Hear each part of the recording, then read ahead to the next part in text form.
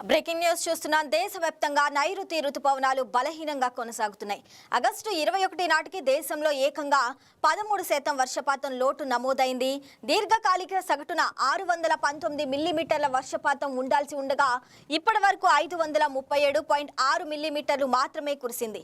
AP పరిస్థితి మరింత ఆందోళనకరంగా మారింది. రాష్ట్రంలో ఏకంగా 40% వర్షపాతం లోటు నమోదైంది.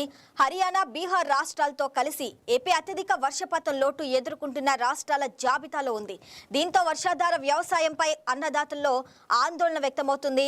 ఇప్పటికే జూన్లో బలహీనంగా ప్రారంభమైన రుతుపవనాలు జులైలో కాస్త పుంజుకున్న ఆగస్టులో మళ్లీ లోటు పెరగటం కలవరపెడుతుంది. ప్రభుత్వం గుర్తించిన 262 వర్షాభావ ప్రభావిత జిల్లాల్లో సగానికి పైగా ప్రాంతాల్లో లోటు వర్షపాతమే కొనసాగుతుంది. దీంతో రానున్న రోజుల వర్షాలు కురిసి లోటు తీరుతుందా లేక వర్షాభావ పరిస్థితులు మరింత తీవ్రంగా మారతాయా అన్నది ఇప్పుడు కీలకంగా మారింది.